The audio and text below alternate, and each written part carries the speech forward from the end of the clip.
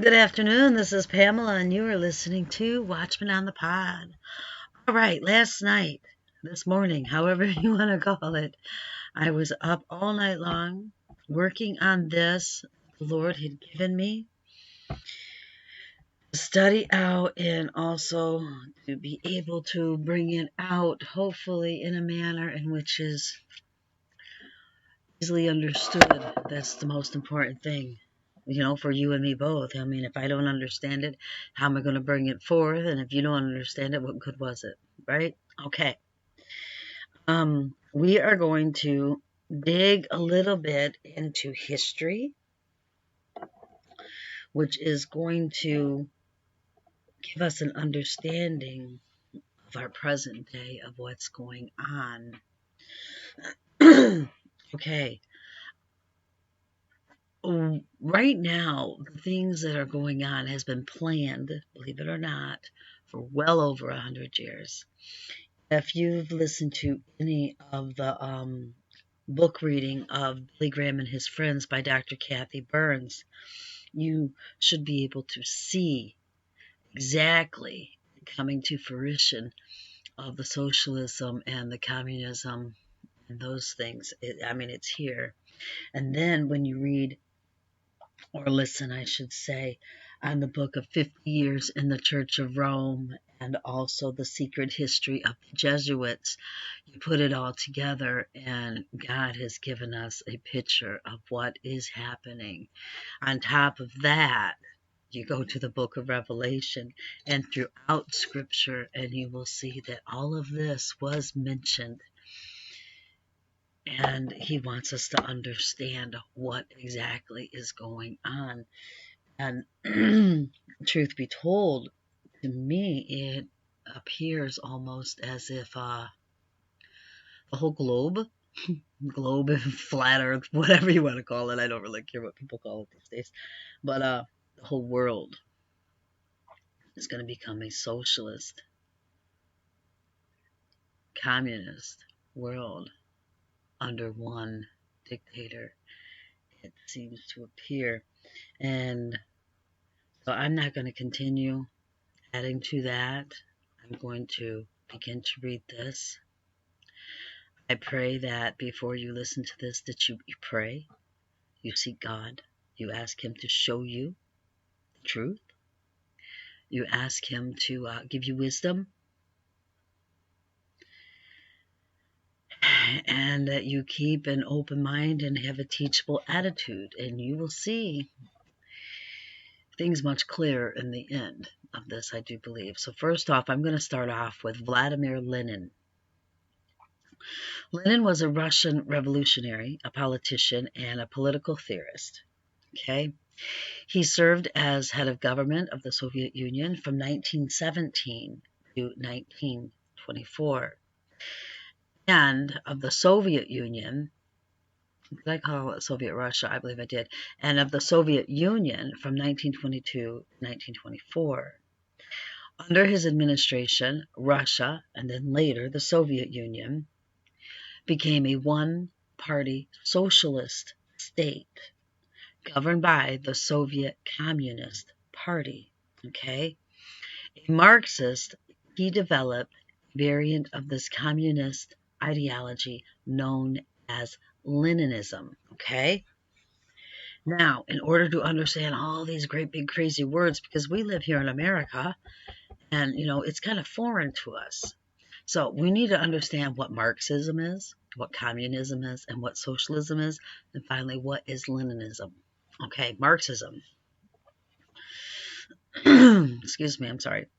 In the 1800s, Karl Marx and Friedrich Engels, together, these two realized that many of the people's current struggles occurred due to the unfair treatment they received from those that held power. So, they, in a nutshell, I'm going to put it in a nutshell because it's really hard, but it's a political and economic theory where a society has no classes. Here in America, we know that there's high class, middle class, low class. Basically, we're set up in different classes, okay? They wanted to create a class, not a cashless, but a classless society. And every person within the society works for common good. A class struggle is theoretically gone. No more, right? Sounds simple. Not so much. Actually, there's been many horror movies and books written based on trying to create a classless utopian society, and they always fail. Um, Marxism has never really, really happened completely. The ideal of it, no, it hasn't. So, in a simpler way, let's put it this way. The system where everybody buys and sells tries to make as much money as they can. So you end up with some people who have a lot of money who owns the factories, and then some people who only have a little money and work in the factories. And Marx thought it was unfair. So he said that the people who work in the factories should own the factories. Bottom line, there you go. That's Marxism, okay? Now, communism. At its core, communism opposes capitalism. In an effort to get rid of capitalism, communist governments, in theory, pay workers according to their ability and needs and remove capitalists by having a strong central government own all property publicly. Okay? One example of a current communist government is China. However, much like any theory, communism can be taken to the extreme and its own form of oppression for workers, which goes against the ideals that Marxism had envisioned. So, I mean, it just goes against it completely. It really does. One example is North Korea, okay? While they are a communist country, their own visions and way of thinking have been added to the theory. And then additionally, government leaders takes more of the role of a monarch. Now we know how North Korea works, right? Not too cool, is it? No, it's really not. Now, socialism. Oh, with socialism, you get free things basically from the government, but you have to give up personal property and basically your life in essence, okay, in order to receive these free things. Now, I'm going to sneeze. Hold on 1 minute. Oh, excuse me. Okay. Forgive me. All right, here we go. Now, I looked this up, and I'm just going to read this article that I had found because, I mean, it's just perfect explanation, okay? Now, we must acknowledge that the Great Recession of 2008 tore a huge hole in the American people's faith in capitalism as the way to a better life and sent them looking for alternatives. Many of them, especially younger Americans, found in a soft socialism that was part welfare state, part administrative state, part socialist state, okay? Capitalists failed to present a persuasive case for free markets, beginning with Milton Friedman's famous axiom, there is no such thing as a free lunch. And I want you to think about that. Nothing in this world right now really is free. You know, I'm not even kidding you, and you're going to say you're crazy. No, I'm really not. They actually want to start charging for the air that you breathe. Think about that. Yeah. Amazing, huh? But nothing in this world is free. They may put the name free on it. Somebody's paying for it. Okay, let's keep looking. Socialists love to cite Sweden and Denmark as socialist models, but these Scandinavian countries favor the free market over socialism in running their economies and are content with private rather than government ownership of their major industries.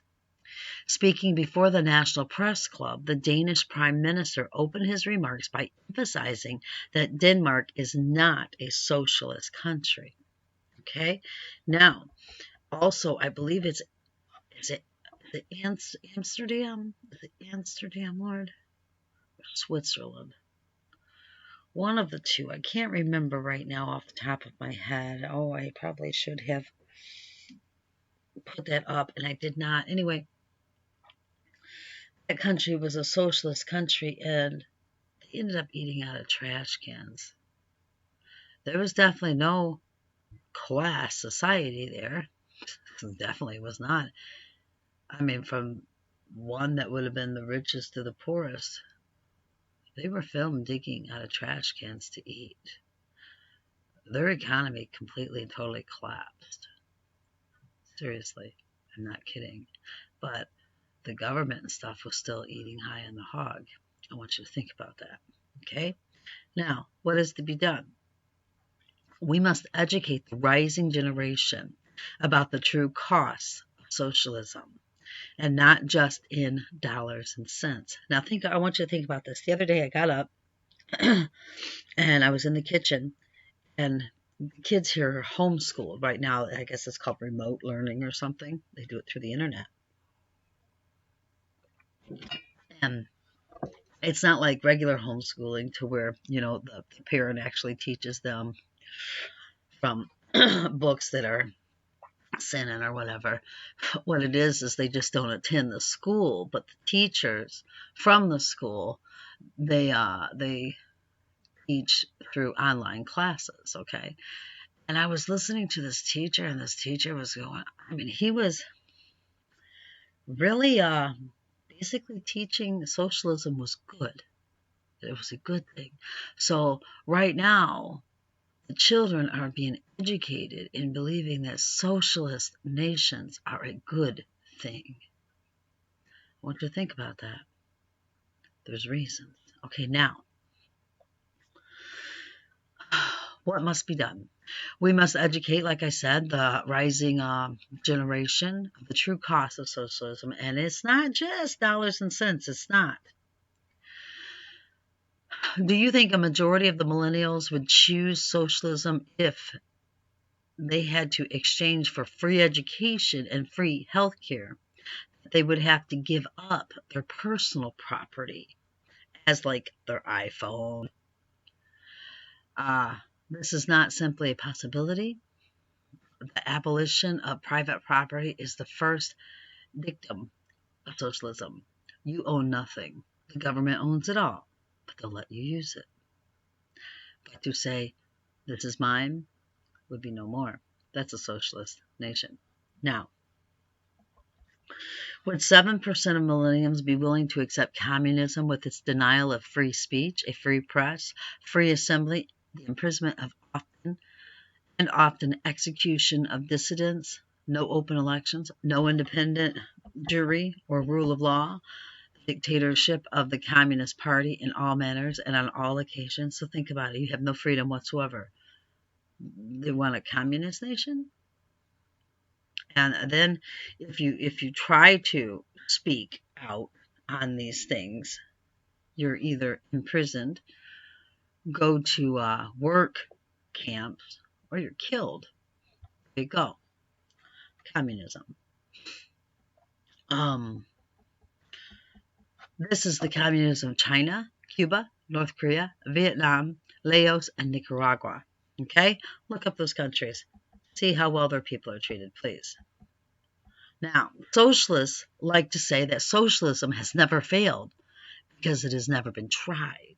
But, in fact, socialism has failed in every country where it has been tried, from the Soviet Union and the People's Republic of China to 3 non-communist countries that tried but ultimately rejected socialism. All 3 countries of those countries, Israel, India, and the United Kingdom, adhere to socialist principles and practices for more than 20 years, only to change direction and adopt capitalism as the better way to economic prosperity. As a result, India today has the largest middle class in the free world. So they tried it. It did not work. Now, let's see. The People's Republic of China has the second largest economy because in the late 1970s, their leader abandoned the rigid excesses of Maoist, Maoist, thought and adopted a form of communism that allowed foreign investments and even a stock market while underwriting state-owned enterprises. At the same time, being ensured strict political control of China through the Communist Party and the People's Liberation Army. In accordance with Mao Zedong's motto, political power grows out of the barrel of a gun. You see what this is? Okay, now, but when it comes to all that, they do not allow their citizens to worship whom they want to worship. They do not allow their citizens to go to any church. They have one church. And they do not allow their people to read the Holy Scriptures. But you need to understand, they have Bibles, yes, but these Bibles are, a perversion of the true Bible. They've rewritten the Bible, and that is what they allow their people to read. Now, they did, years ago, print the real Bibles. They would price them extremely high. I mean, it would cost like, a common worker's year's wage just to buy one Bible. And then, when they ordered it and paid for it, when they went to pick it up, they were arrested. It was a legal Bible. They sold it legally. That's the way they fish people out in order to throw them in prison, put them in work camps, and probably kill them as well, because Christianity is against the law over there. That's in a communist nation. Okay? Now, let's keep going. Socialism's central philosophical weakness is its dependence upon the errant thought of its founder, Karl Marx. Marx insisted that his version of Hegelian dialectic, thesis, antithesis, and synthesis, was scientific and without flaw. He asserted that feudalism had been replaced by capitalism, which would be replaced by socialism, and then communism, an irreversible process. But 200 years after the publication of the Communist Manifesto, capitalism, rather than socialism, dominates the global economy. According to the Heritage Foundation 2018 Index of Economic Freedom, 102 countries, many with less developed or emerging economies, showed advances in economic growth and individual prosperity. As the esteemed economist Paul Samuelson wrote, quote, as a prophet, Marx was colossally unlucky and his system colossally unuseful, unquote. Now, Leninism from Joseph Lenin. Yeah, okay. Is it Joseph? No, that was Joseph Stalin. I'm sorry. Forgive me. Let's keep going now. Leninism studied Marx, Lenin did, and other socialists, and sought to bring a socialist revolution in Russia. But there were some obstacles in carrying out a socialist revolution on Marxist principles in Russia. According to Marx, a workers' revolution would occur in an industrially advanced country where capitalism has attained its peak, when as high as it can go, okay? Also, in such a society, there will be a proletarian class conscious of the class antagonism who will lead the revolution. Marx's thesis was based on his observations of East European economics, and he was largely ignorant of other parts of the world. Tsarist Russia was underdeveloped, an agrarian economy, where Marx's revolution could not happen. Lenin, therefore, changed some crucial aspects of Marxism. He said the revolution happened in a nation where imperialism is weak. Also, he said that the revolution would occur with the support of peasants, since the urban working class was not much conscious to lead the revolution alone. Lenin was opposed by a faction of socialists in Russia, and the socialists were split into two factions. This is where we get the Bolsheviks, led by Lenin himself, and then the Mensheviks, those opposed to Lenin. Okay? So Lenin said, basically, you don't start the revolution on your own. That ain't going to get the people. You're going to get the people to join you in the revolution. And that is when capitalism is at its peak. And then once you hit the peak, there's a downfall. There's a downfall. Okay? Let's keep going. In October 1917, Bolsheviks successfully seized the power through a revolution. One of the most important aspects of Lenin's theory was vanguardism, democratic centralism. Lenin believed that a vanguard party must seize the state machinery and power on behalf of the workers, then lead the way towards communism. Democratic centralism is the theory of freedom in discussion and unity in action. All the theories of Marx, along with Lenin's modifications, are called Leninism. Lenin was responsible for the murder of the Russian Tsar and his family, the Romanovs. He also stole their treasures. Now, so here it is. He pretends like he is the, what do we call them? We call them the blue-collar workers, the poor, the working class. He becomes their friend, basically, in order to incite them to rise up against the government. Now, Lenin had the Romanovs family, which is the Tsar, his family, killed. Now, I don't know if you guys are familiar. I'm not. Nikki's familiar with it. I've never watched it, but there was a movie, a Disney movie, Disney, we won't talk about that, called Anastasia. And she had supposedly survived the slaughter, I believe. She was a Romanov. And so anyway, I mean, that's not here or there. It's just in order for you to understand who these people were. And they had great wealth.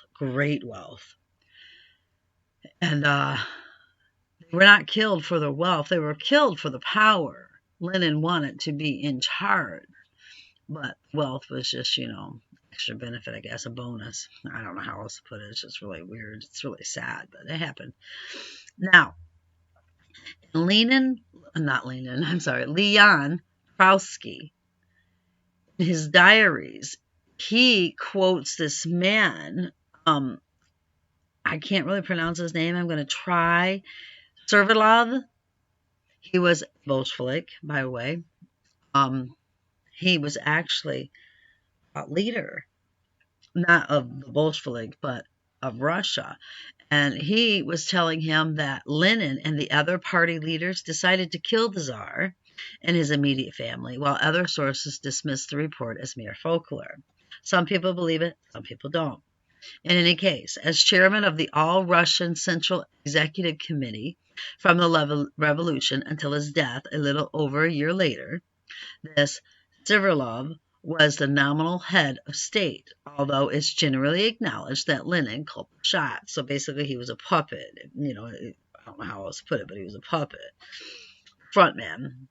Now, Servilov died in Moscow on March 16, 1919. According to one version, it was after contracting influenza on a political trip, while a second version holds that he was killed by anti-Semitic workers. He was a Jew in the Urals, and the crime was covered up by the authorities. So, no one knows but God. And Stalin, who was a Bolshevik also, succeeded Servilov in his post, there was also speculation that he engineered his colleague's murder, that he literally killed him. Now, they were friends for a while. They became close friends for a while. But then, I guess Joseph Stalin was, rude. Bad behavior, bad manners and stuff, it had said. And that other guy, that Servaloid, his first name was Jacob.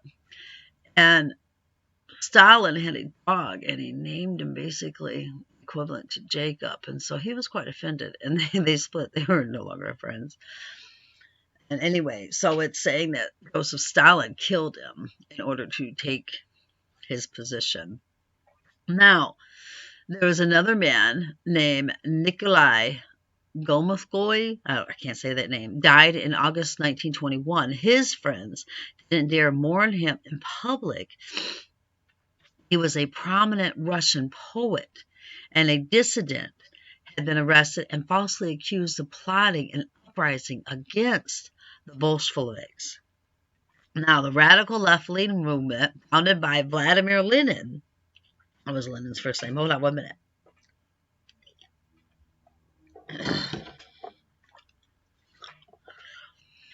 Boy, am I coming against opposition trying to do this. Forgive me. All right.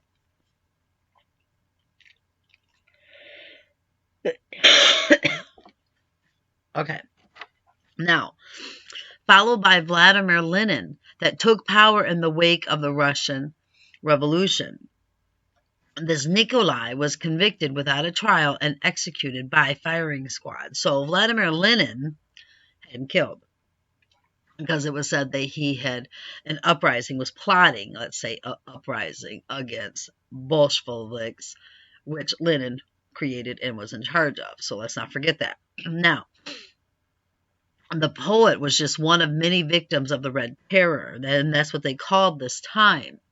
A state-sponsored wave of brutality that was decreed in Russia on September 5th, 1918, and lasted until 1922. And this was all headed by Lenin, all right, Vladimir Lenin. Very important to understand. Now, the intent on maintaining this control of a country in the throes of civil war, the Bolsheviks used terror tactics to silence their enemies and dissuade others from resisting them. Just like, you want to get a point across, well, use one person as an example and, like tough punishment, whatever. Set them as an example to where people be fearful and be like, oh, we're not going to do that because you know what happened to so-and-so, okay? And that's basically what they were doing in order to instill fear upon the masses. Tens of thousands and possibly more than 1 million people were branded class enemies and detained in concentration camps or summarily executed, okay? The terror cleared the way for decades of Soviet rule and state-sanctioned violence. I want you to remember this. This is very, very important. And God be willing, we'll get right back to this, okay? This is important. Now, World War I was still in progress, and the government officials worried that a defeat at the hands of the Germans would lead to the restoration of the monarchy. They didn't want that. So meanwhile, food shortages continued to stir discontent among many Russians. In November 1917, Bolsheviks took advantage of the unrest and seized power by promising peace, land, and bread to the Russian people. Now, I'm going to stop there just for a minute. And the reason I'm going to stop there is I've got to interject here. Here it is. We're reading about 1918, 1917, right? Why isn't pandemic being mentioned in these historical occurrences? I find that funny. I find that odd. I have been reading historical books for the past few months now. And you know what? When they get to the 1917s and the 1918s, they mention everything but that. I find that kind of peculiar. I really do. I'm not saying it didn't happen. I find it kind of odd that historians don't even mention it. And I'm talking about you got books in print. in print, okay? Not an internet website, not things that they could change, and it looks like it's official, but it's not official. Get books in print. Seriously, I'm not even kidding. All right, let's keep going. Now, Vladimir Lenin, he was shot on August 30th, 1918. He lived, obviously. It is unknown who committed the attempted assassination. The deed was pinned on Fanny Kaplan, a young Jewish revolutionary who was arrested after investigation by the PIKA, Bolsheviks' secret police. As Lenin recovered in the hospital, he wrote to one of his operatives, telling him that, now quote, "It is necessary secretly and urgently to prepare the terror," unquote. That was a signal to begin a campaign of brutal aggression and suppression against the Bolsheviks' class enemies. Anyone suspected of being aligned with the whites, which was the other ones, remember the Mensheviks was known as the whites, Bolsheviks was known as the reds. Known as the Red Terror, the campaign served two purposes: doing away with the Bolsheviks' enemies and painting the Bolsheviks as defenders of the working class.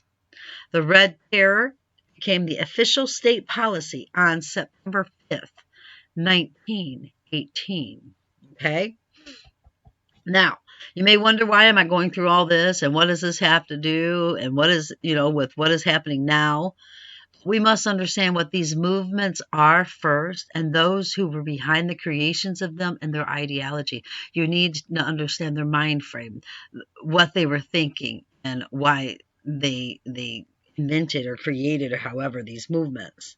So now let's take a look at a person that was very much a Leninist and a socialist, okay? This person, his name was Armand Hammer. He was born on May 21st, 1898, in the Lower Side of New York. His parents was Julius Hammer and the former Rose Robinson Lisvich, I can't say her name. They were both born in the Ukrainian Russia and had immigrated with their respective families to the U.S. in the early 1890s. Now, Julius was a druggist and later a medical doctor and businessman. Also a very committed socialist, as well as a founder of the American Communist Party. Okay? It was his idea to name his first son for the symbol of the U.S. Socialist Labor Party, a muscular arm gripping a hammer. Hence, arm and hammer. Armand. A-R-M-A-N-D. Hammer. Okay, you get it? Arm and hammer. No joke. Armand gave the other explanations for his name, because, people were like, what on earth, right? So he also made an unsuccessful attempt in 1980s by Dwight and Churchill, American company that produced Arm and Hammer baking soda and other products. So that, he explained, when people asked if he was connected to the company, he could say yes. They refused his proposal. He was not allowed to buy it, trying to cover up his socialist ideals, his ideology. And they refused. They would not. He was named after the Socialist Labor Party. Plain and simple, he was. Okay. Armand graduated from Morris High School in the Bronx in 1915. He attended both college and medical school at Columbia University, earning a medical degree in 1921. Now, he never practiced medicine, however. In 1921, his father was sent to prison, and Armand had to take over management of his small drug company. Julius, which was his father, it turns out, had performed an illegal abortion in his home clinic, and when his patient died, he was convicted of first-degree manslaughter. That was what was told.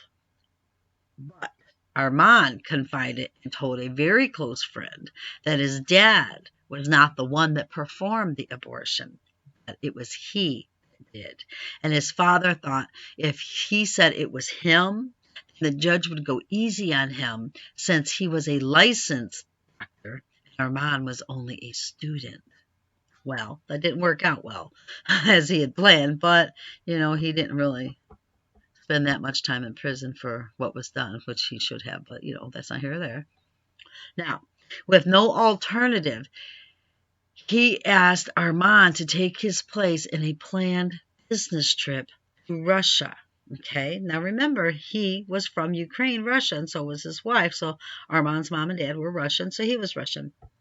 Armand had never left the country before and knew no Russian, but his father's affiliation with the Bolsheviks landed him a meeting on his arrival with Vladimir Lenin. Post-revolution, the country's economy was in shambles, okay? And Lenin immediately proposed several joint business ventures to Hammer, who had thought he had come just to collect some large debt. So he was like, trying to butter him up, basically. He was concerned, right? Well, Armand had a few businesses over in Russia, as well as turning his drug company into a major importer and exporter between Russia and the U.S. Okay? They became fantastic friends. You talk about that Armand or Armin or however you want to pronounce his name. He got some of the highest honors from Lenin. He really did.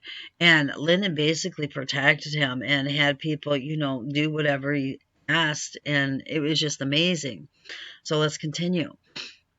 Now, after Lenin had died and Joseph Stalin came into power, Armand packed up and came back to the U.S. But he did not leave empty-handed. He came back with priceless artwork, jewelry, and other objects of art once owned by the Romanov family, which he picked up from the cash-hungry communist regime. Think about that. Back here in the U.S., he got involved in the alcohol production. During the Prohibition years, he made and sold a medicinal ginger extract that happened to have a very high alcohol level. And then after the Prohibition, he bought the J.W. Dant Bourbon Distillery. In 1956, he took over 2 exploratory oil wells from a bankrupt firm called Occidental Petroleum. The wells struck oil, and by the next year, Hammer was the company's CEO. In 1970, with investments in Libya and expansion into petrochemicals, Occidental had revenues of $2 billion, and by 1986 of $16 billion. That's a lot of money today, but can you imagine what it was back then? Wow. Under pressure from the Libyan leader, Gaddafi, Occidental was the first Western-owned oil company to yield control of oil prices to OPEC in 1973, a development that would have global implications in the years to follow, as we know. Now, Hammer also made over $100 million business investments in Israel. His family was Russian Jews, but never affiliated with the Jews. I mean, he never acknowledged it. He never said, I'm Jewish or my religion's Jewish or anything like that. No, he claimed to be Protestant as well as other faiths in order to hide his Jewishness. Why? I can't answer. I don't know. It's none of my business. But when he was close to death's door, basically, he did embrace his Jewish heritage and even wanted to have a bar mitzvah at the age of 92, or approaching the age of 92, I should say. He planned it on December 11th, 1990, as a fundraising event for several Israeli organizations. But he died on December 10th, a day before. And though the event, it did go on as planned. Yeah, without him, obviously. They didn't prop him up against the jukebox, I'm sorry. Forgive me, that was rude. Okay. The museum he built in Los Angeles to house his art collection, which was pricey art, but I put in parentheses, and I just believe this, it was bloody art, being it was stolen from the Romanovs who were murdered by Lenin, opened after his death. Okay, now, during his lifetime, let's get to that. I'm sorry. All right. Now, during his lifetime, Armand Hammer recognized the importance of buying politicians. And he got his hands on one in particular that definitely drew my attention, and that was Senator Albert Gore Sr. By getting a hold of him, that is how Albert Gore Sr. got the wealth to enable him to live in splendor in Washington's Fairfax Hotel and to be able to send his son, Al Jr., former vice president, to the pricey St. Albans School. In 1950, Hammer made Mr. Gore a partner in a cattle breeding business from which the senator made a substantial profit. Thereafter, Gore was Hammer's designated door opener in official Washington. When Mr. Gore retired, Hammer made him the president of Occidental's coal division, where he earned more than $500,000 a year. His son, Al Gore, next put the family Senate seat at Hammer's service. At the 1981 inauguration of Ronald Reagan, Al Jr., managed for Hammer to be seated in a section reserved for senators. Hammer lurked in the doorway, hoping to glad hand get a hold of the president, but Ronald Reagan brushed by him without even a glance, and with a reason. Years earlier, someone had informed him, who was the head of the French intelligence, his name was Alexandre de Marchise, had warned him that Hammer was a Soviet agent of influence. So Ronald Reagan just went right by him. Okay? They had to infuriate this man. It had to. Anyway, so Armand Hammer got a hold of Al Gore Sr., puffed him up, made him rich, and they were very good friends. The reason they were good friends is they had the same socialist views, and they had much in common when it came to the political socialist views. Now, the Council for a Livable World, founded in 1962 by longtime socialist activist and alleged Soviet agent Leo Szilard, is a non-profit advocacy organization that seeks to reduce the danger of nuclear weapons and increase national security, primarily through supporting progressive congressional candidates who support their policies. The council supported Albert Gore Sr. in his successful Senate run as candidate for Tennessee.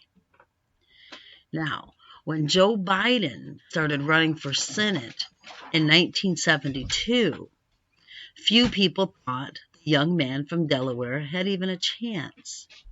But a well-placed Tennessee couple tagged him early as an up-and-comer. Quote, I was 29 years old running for the United States Senate against a guy with an 81% favorable rating, a year where Nixon won my state by over 65% of the vote, and I was an Irish Catholic in a state that had never elected one. Unquote.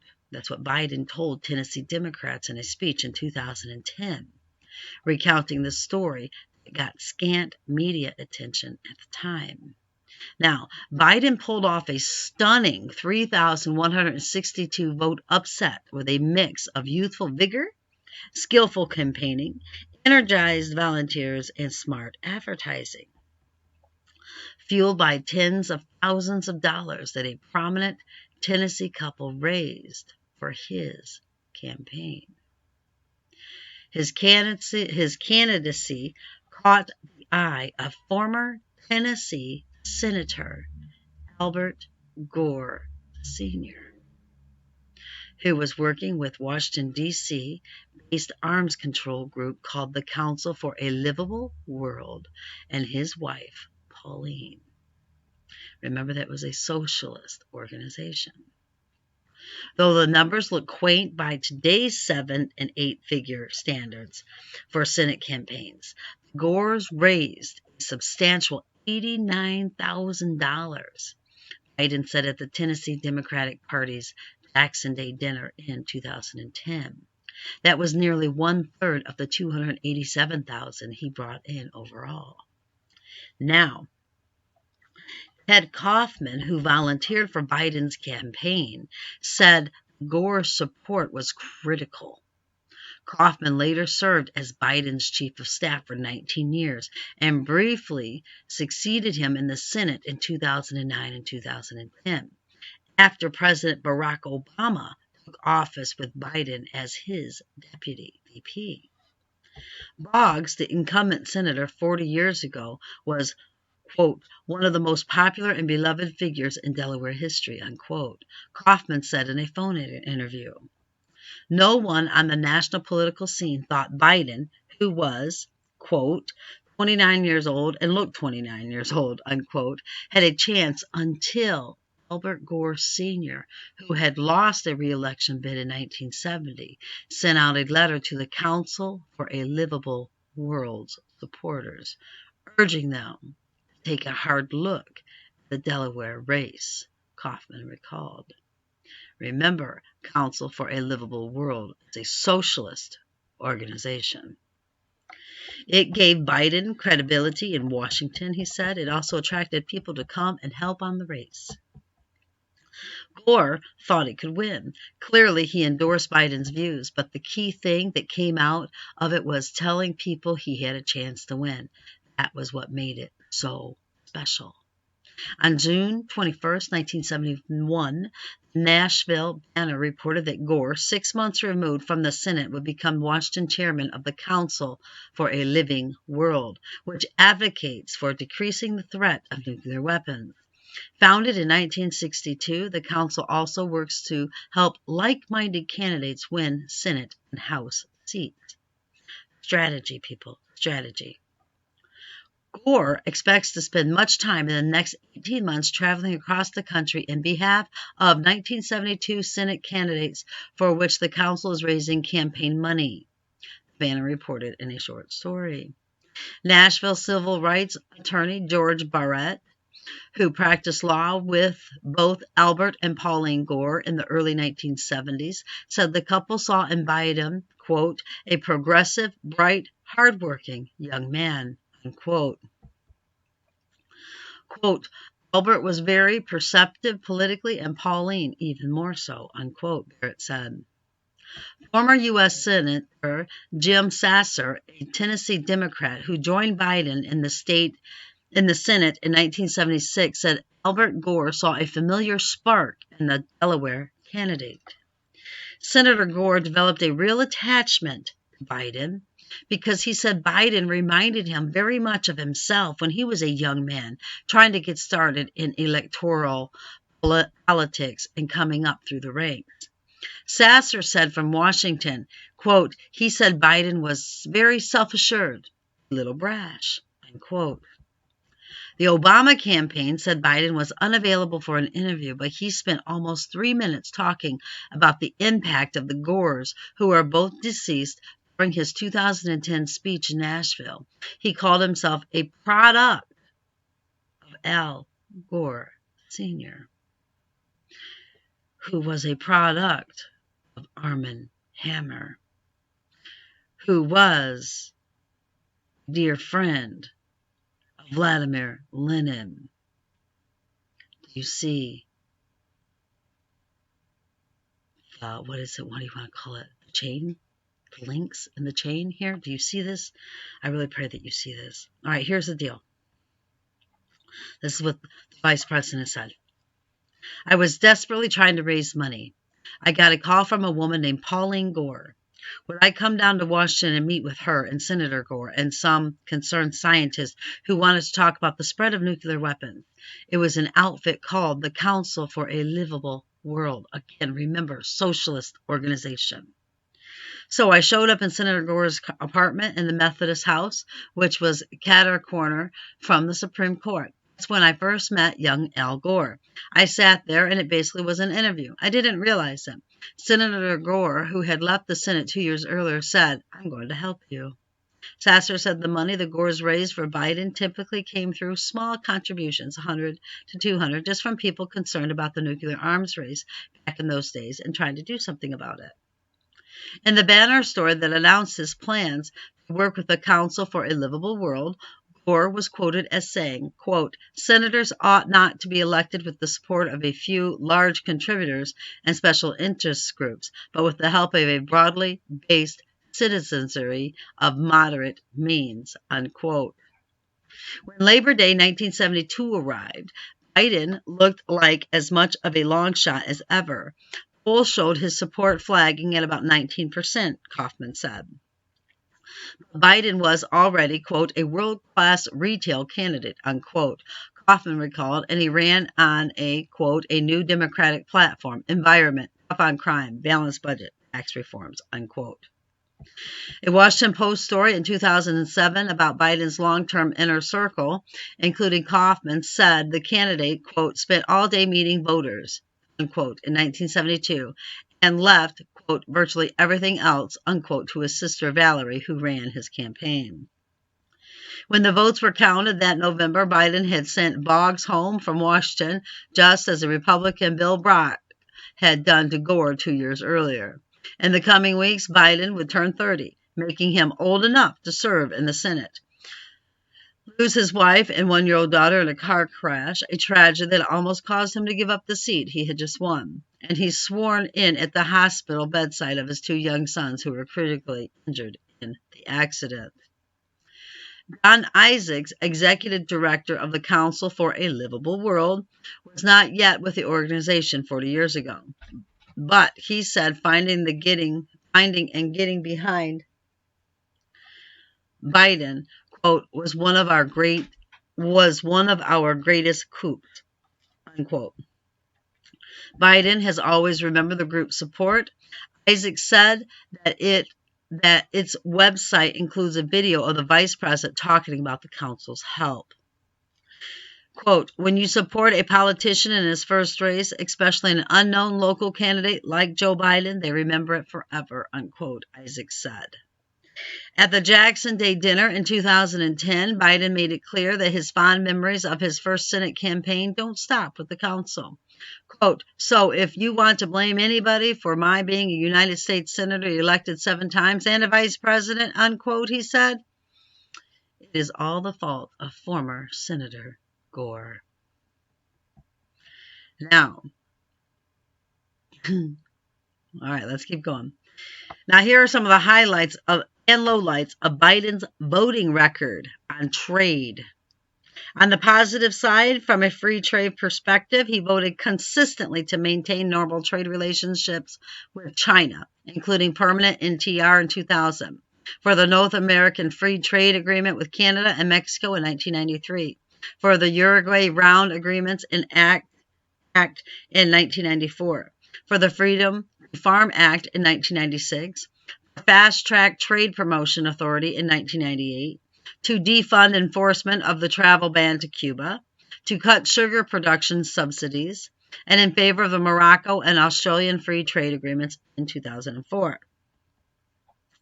On the negative side, for those who support the freedom to trade, Biden voted for steel import quotas in 1999, for the 2002 and 2008 protective subsidy-laden farm bills, against Trade Promotion Authority in 2002, against Chile, Singapore, Oman, and Dominican Republic Central American FTAs, in favor of the Byrd Amendment directing anti-dumping duty to complaining companies, in favor of imposing steep tariffs on imports from China to force changes in that country's currency regime, and in favor of screening of 100% income shipping containers by 2012.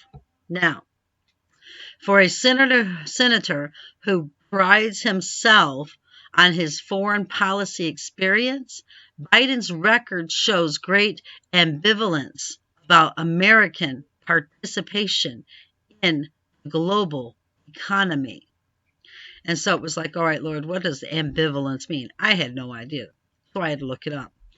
Ambivalence is the state of having mixed feelings or contradictory ideas about something or someone. Why would that be? Why would he have contradictory ideas or mixed feelings about American participation in the global economy? Why? Because the economy must crash in order for socialism to step up. Civil unrest must happen. Now, Joe Biden is not only an Irish Catholic, but he was a Jesuit-taught man, and he is a socialist. I would even dare to say a Leninist. Right now, what is happening is as Lenin did in Russia. He is stirring up civil unrest between the citizens of this nation. Right now, as soon as he got in office, he basically made it okay for an abortion at any time, in any place, anywhere. Don't matter. You're free. Abort. Kill the babies. Kill the babies. Kill the babies. That's how he feels. And then now he has made it basically all illegal to speak against the LGBTQ plus P or whatever it is. That agenda, he's jumped on board. Also, they literally want people to turn people in that voted for President Trump, turn them in basically as hate mongers, I guess you want to say, homegrown terrorists, whatever. I thank God I didn't vote for nobody, but this man is causing great division. Now, see, Trump was placed in office to bring about the race war. He most certainly was, as well as the division between so-called Christians and secular people. That rift was gotten so huge, the division gotten so huge while Trump was in office. But it was planned. It was needed. It needed to be so because they're wanting to speed up their plan, right? Now, it was iffy whether he was going to be given another 44 years. But the thing is, with this pandemic that they had created and is still going on, it went better than they anticipated. And what I mean better than they anticipated is it caused riots, hatred, fearfulness, and the betrayal of people turning on one another. That's what they wanted. That's what they needed. They need to create order out of the chaos that they created. And they did this through this pandemic. And they had no idea how great it was going to work out and how quickly it was going to catapult all this. And it did. It's amazing. It truly did. Now, there was no need to keep Trump in office for another 4 years. He served his purpose. Get him out. Now we got to get one in. It was right for someone to usher in peace, land, and monetary means. You understand?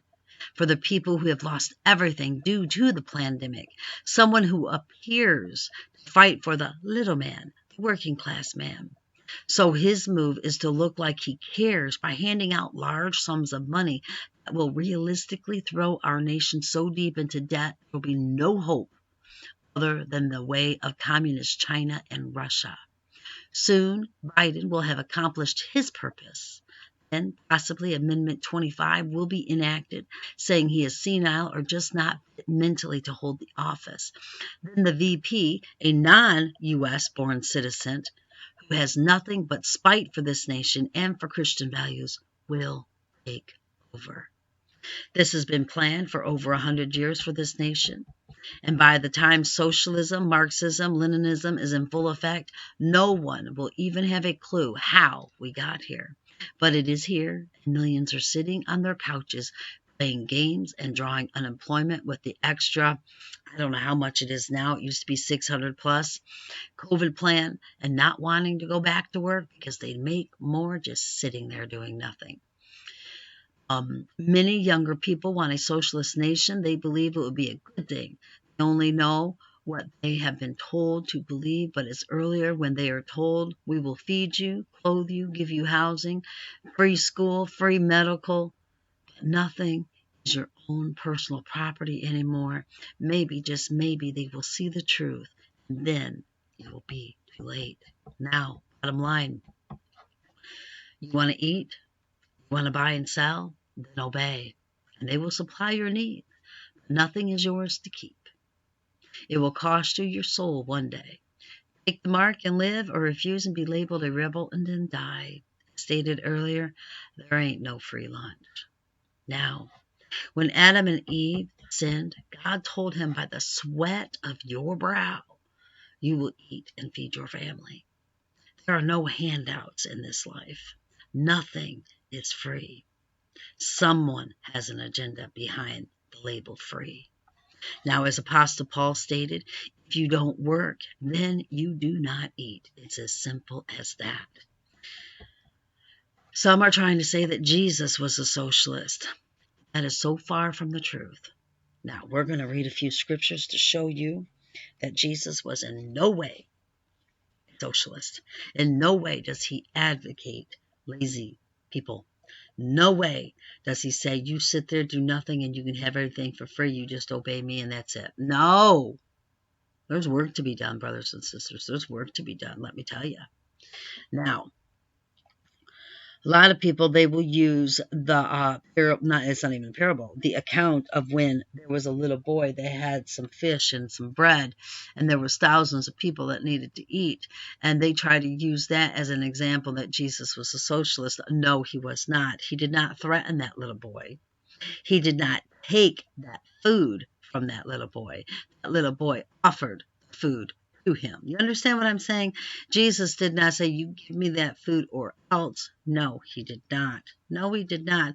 As a matter of fact, Jesus didn't take more for himself and then give the remainder to the people, did he? No, he gave to the people first, and then what was remained left over, he had the disciples gather together so none would be wasteful.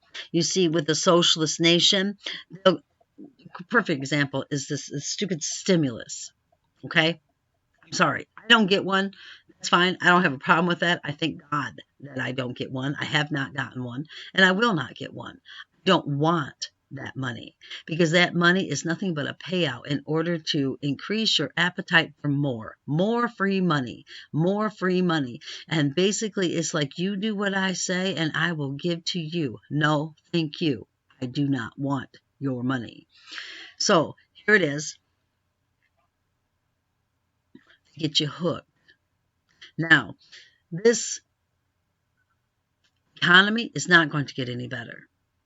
Them handing out all this money is going to throw us so deep in debt. I don't even know. We can't get out. We just can't. It's done. Done. This nation's done. Now, on top of that, you got the farmlands that has been all messed up through the tornadoes and the flood and all that. You've got Bill Gates, who's saying that our nation needs to begin to eat synthetic meat, not even real meat.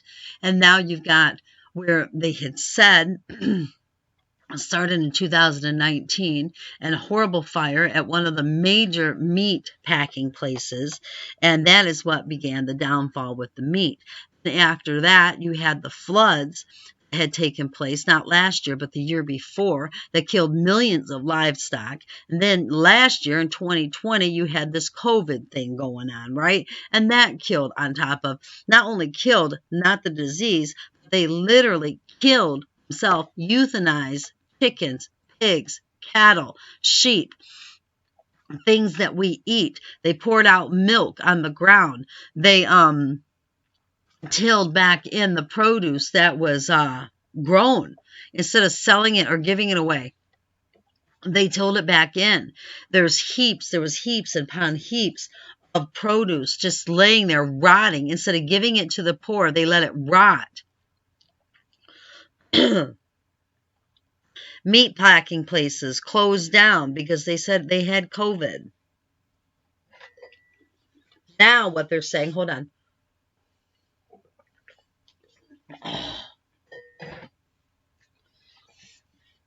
And then over in other countries, they had swine flu again. They had the bird flu again. You know, they had to kill all this livestock and stuff. Food, people, food. And then the locust happened and was eating up the vegetation and all that stuff. Do you not see history repeating itself? It's going to be so much worse than what was over in 1919, 1920 over in Russia. Famine, believe it or not, is truly here. Now, the Word of God in these few verses tells you very plain, God is not a socialist. Jesus is not a socialist. Proverbs 13:4. The soul of the sluggard desireth and hath nothing. A lazy person will sit there and desire something, but they're not going to get up in order to get it. The soul of the diligent shall be made fat, shall be made full, shall be satisfied. Proverbs 10:4. He becometh poor that dealeth with a slack hand, but the hand of the diligent maketh rich. He's lazy, and he's going to get nothing. Proverbs 10:5. He that gathereth in the summer is a wise son. He that sleepeth in the harvest is a son that causeth shame. And this right here, sadly, is the millennials. And the millennials, they would not know how to survive. Because all they know is their video games. All they know is their cell phones. All they know is stuff that they have been indoctrinated in the schools. They're not being taught life skills. And what I mean by that is if the power were to go out today and all of your food rot in the refrigerator and in the freezers, how will they eat? I want you to think about it. Do they know how to hunt? Do they know how to butcher? Do they know how to preserve? Do they know how to plant a garden? Do they know life skills? Do they know how to survive? No, they're not taught that. And you know what? It's not just the school's fault, it's the parents' fault also, because we have become a nation that is lazy. We have remote controls for everything. As a matter of fact, now we even have smart refrigerators. They know when you're out of milk and they'll order it for you and it'll come right to your doorstep. So you don't even have to go to the grocery store anymore. You don't have to look in the refrigerator to see if you have any of it left, because why? The refrigerator already knows and has already contacted the store in order to deliver it to you. That's the kind of society we live in. You don't have to get up to turn your lights on. Just clap or just push a button and boom, lights are on. As a matter of fact, you don't even have to be home in order to make sure that your air conditioner's working or your heater's working. Nope, you just check your cell phone and then turn it up to whatever temperature you want it, so when you get home, you're home in comfort.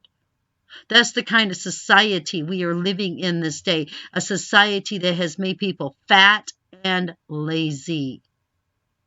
Don't work for anything. And then, not only that, we live in a fast food society. So people want everything fast and they want it now.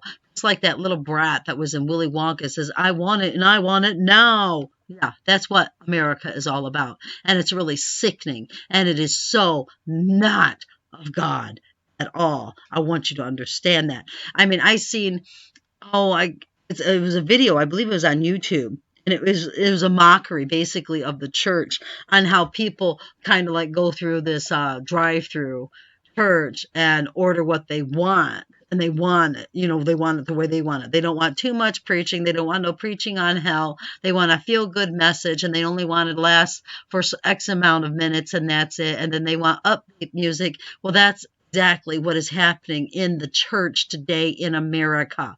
America is an apostate religion. They have turned their backs on God Almighty, and the millennials and those that have raised these millennials have their hand out to the government and say, give me money, I'll do whatever you say.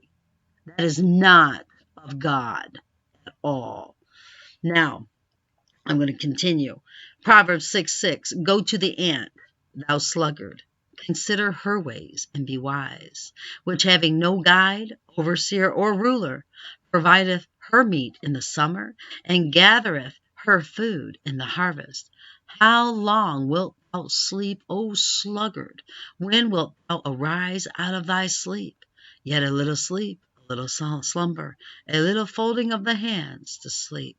So shall thy poverty come as one that travelleth, and thy want as an armed man.